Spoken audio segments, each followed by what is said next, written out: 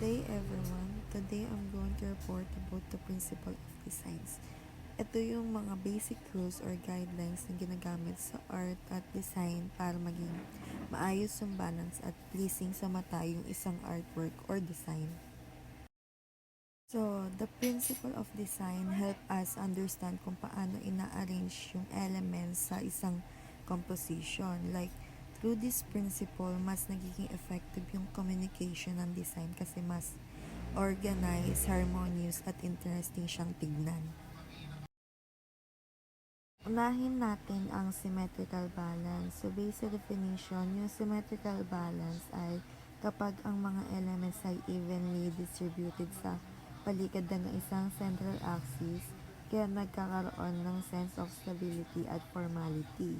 So, sa picture na ito is makikita natin na yung pantay ang ayos ng hollow blocks mula sa gitna papunta sa kaliwa at kanan. So, same nung hugis, pattern, at spacing ng bawat side kaya equal ang visual weight.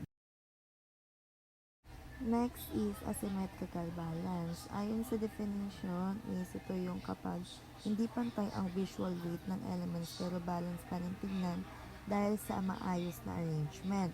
So sa school building na ito is parang mabigat yung isang side dahil sa mga details tulad ng hagdan at mga tao. So habang mas simple naman ang kabilang side, kahit hindi magkakapareho ang magkabilang side is nagmumukha pa rin itong balance dahil consistent yung kulay, yung line at repeating patterns ng building. Next naman is radial balance. So ayon sa definition, ang radial balance ay nagyayari kapag ang mga elements ng design ay umiikot o nag-radiate mula sa isang central point. So dahil dito is nagkakaroon ng harmonious at circular na arrangement ang composition.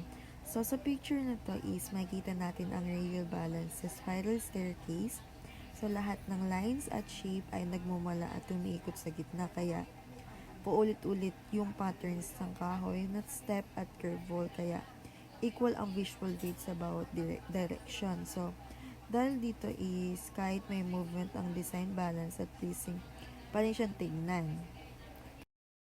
Next is unity or harmony. So based sa definition, yung unity or harmony ay tumutukoy sa consistency ng composition at sa arrangement ng elements na nagbibigay ng sense of completeness at connection. So sa picture ng mga bulaklak ay makikita na yung unity dahil pare-pareho yung hugis at style ng mga elements. So kahit iba-iba ang kulay, nagiging harmonious pa rin sila dahil consistent ang design at nagkakatugma ang mga kulay.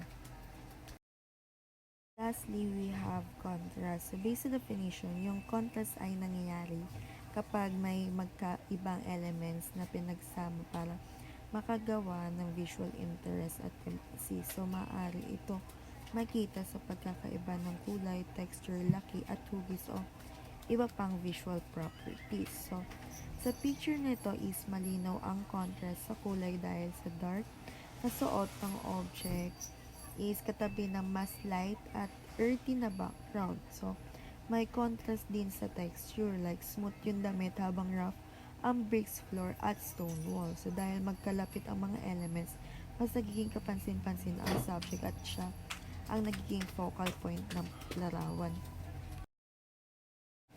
And that's all for my report about the principle of design. Thank you for listening po.